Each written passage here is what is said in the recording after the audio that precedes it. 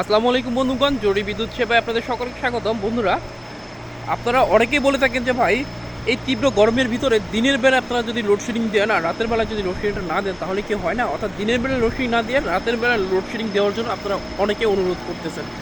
আসলে বিষয়টা হচ্ছে, যখন আপনার ব্যবহার সীমা বেড়ে যাবে তখন যদি উৎপাদন সেই আগের অবস্থায় থাকে তখনই কিন্তু লোডশেডিং করার প্রয়োজন হয়। তো এই বিষয়টা আজকে আমি আপনাদেরকে সরাসরি দেখাবো। তো চলুন আপনারা আমাদের সাথে, আপনারা আমাদের 33 মিনিটের প্যানেল বোর্ড রয়েছে সেখানে কী পরিমাণে বিদ্যুৎ এখন ব্যবহার হচ্ছে সেটা আমি আপনাদেরকে এখন সরাসরি দেখাবো। আশা করি আজকের ভিডিও যারা দেখবেন তারা বুঝতে পারবেন যে আসলে লোডশেডিংটা আসলে কখন করতে হয় বা কেন করতে হয়।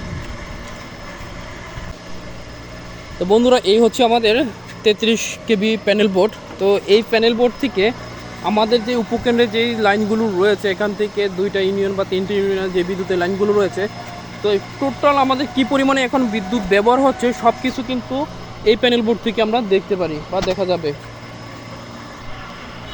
তো বন্ধুরা, আমরা এখন দেখব যে আমাদের লাইনে আমরা এখন কি পরিমাণে বিদ্যুৎ ব্যবহার হচ্ছে। দেখুন এখানে 3 ফেজে কেমন যাচ্ছে লোড।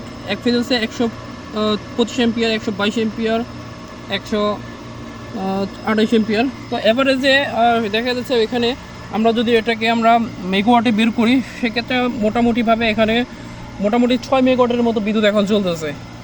হ্যাঁ, এখন সময় হচ্ছে দুপুর ঠিক 12টা বেজে দেখেছে 7 মিনিট বা ধরেন 12টা বেজে 10 মিনিট। তো এই মুহূর্তে এখন মোটামুটি 6 মেগাওয়াট বিদ্যুৎ এখানে ব্যবহার হচ্ছে।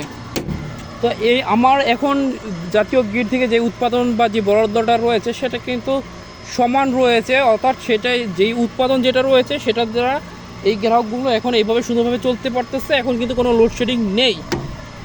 এখন ঠিক যখন এখানে 3টা বাজবে বা 4টা বাজবে, যত সময় যাবে এখানে কিন্তু এই ব্যবহার সীমাটা আস্তে আস্তে বেড়ে যাবে। অর্থাৎ এখন এখানে 6 মেগাওয়াট বিদ্যুৎ ব্যবহার হচ্ছে, দেখা গেছে 1 ঘন্টা পরে আরও কিছু বাড়বে, 2 ঘন্টা পরে আরও কিছু বাড়বে। কারণ আপনারা সবাই জানেন দুপুরের পর থেকে কিন্তু গরমের তীব্রতাটা আরও বেড়ে যায়। এমন করতে করতে দেখা যাচ্ছে রাত 8টা 9টার দিকে কিন্তু গ্রাহকের বিদ্যুতের ব্যবহারটা অনেক বেড়ে যাবে বা 10টা 11টার দিকে অনেক বেড়ে যাবে। এভাবে বাড়তে বাড়তে আমাদের মোটামুটি এই 6 মেগাওয়াট থেকে ব্যবহার সীমা 8 মেগাওয়াট পর্যন্ত বেড়ে যাবে, অর্থাৎ আরও 2 মেগাওয়াট আমাদের বিদ্যুৎ এখানে ব্যবহার সীমা বেড়ে যাবে। অথচ উৎপাদন কিন্তু যদি একই থাকে তখন এই 2 মেগাওয়াট বিদ্যুৎ আমি আপনাকে কীভাবে দিব বলুন? তখন যেটা করতে হবে, তখন কোনো লাইন বন্ধ করতে হবে আর কোনো লাইন চালু রাখতে হবে। এভাবে 1 ঘন্টা বা 1.5 ঘন্টা করে লোডশেডিং করতে হবে। এক লাইন 1 ঘন্টা বন্ধ থাকবে আর অন্য লাইনগুলো ওই সময়টা চলবে। আবার ওই 1 ঘন্টা পুরনো 1 ঘন্টা হয়ে গেলে ওই লাইনটি আবার চালু করবে, আবার আরেকটি লাইন বন্ধ করবে। এভাবেই কিন্তু আমাদেরকে লোডশেডিং আইনটা মেনে চলতে হয় বা রোলটা মেনে চলতে হয়। তবে এখানে সবচেয়ে গুরুত্বপূর্ণ বিষয় হচ্ছে লোডশেডিং কিন্তু আমরা আমাদের ইচ্ছে মতো আমরা করি না। লোডশেডিংটা কিন্তু জাতীয় গ্রিড থেকে পিজিসিবির যে গ্রিডগুলো রয়েছে সেখানে বরাদ্দ দেওয়া হয় যে আপনারা আপনাদের ব্যবহারটা দেখা গেছে 10 মেগাওয়াট, 20 মেগাওয়াট বা 50 মেগাওয়াটের ভিতরে রাখবেন। ওই একটা গ্রিড থেকে দেখা গেছে 10টা উপকেন্দ্র রয়েছে, তো সবাইকে দেখা গেছে আমার প্রয়োজন হচ্ছে 80 মেগাওয়াট আর আমাকে বরাদ্দ দিচ্ছে 50 মেগাওয়াট, তাহলে এই 30 মেগাওয়াট যে ঘাটতি, এই ঘাটতিটা তখন আমাকে লোডশেডিংয়ের আকারে পূরণ করতে হবে। কারণ যদি আমি ওই ব্যবহারের থেকে, উৎপাদনের থেকে ব্যবহারটা বেশি করি তখন সারা বাংলাদেশের জাতীয় গ্রিড থেকে কিন্তু একসাথে ব্ল্যাকআউট হয়ে যাওয়ার সম্ভাবনা রয়েছে। তো যেটা একটা জাতীয় পর্যায়ের বড় ধরনের একটা ক্ষতি, আর সেই ক্ষতি কাটিয়ে উঠতে বাংলাদেশে পল্লিবিদ্যুৎ বা বিদ্যুৎ সংস্থাগুলোর দীর্ঘ সময় লেগে যাবে। তখন কিন্তু আরও বিপর্যয়টা বেশি হয়ে যাবে। তখন দেখা যাচ্ছে গ্রাহক একসাথে 1 দিন 2 দিন পর্যন্ত বিদ্যুৎ থেকে বঞ্চিত হতে পারে। তো এত বড় ক্ষতির ধাক্কাকে সামলানোর জন্যই কিন্তু তখন লোডশেডিং করাটা একেবারে জরুরি বা বাধ্যতামূলক হয়ে থাকে।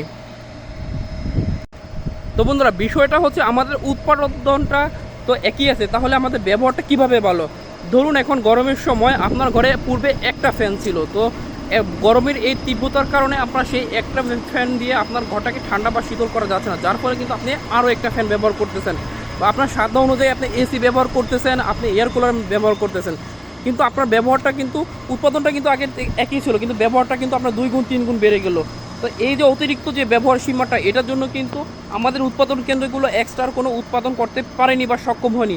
তখনই কিন্তু আপনার যখন ব্যবহারটা বেড়ে যাবে আর উৎপাদনটা একই থেকে যাবে তখনই কিন্তু লোডশেডিং করতে হবে বাধ্যতামূলক। অন্যথায় সারা বাংলাদেশে জাতীয় গ্রিডে বা বিদ্যুতের বিপর্যয় পড়তে পারে বা ব্ল্যাকআউটের শিকার হতে পারে, যেটা দেশের জন্য সবচেয়ে বড় একটা ক্ষতিকর একটা দিক হিসেবে বিবেচিত হবে। তাই এই সমস্ত সমস্যা এড়ানোর জন্য লোডশেডিং করাটা বাধ্যতামূলক হয়ে থাকে।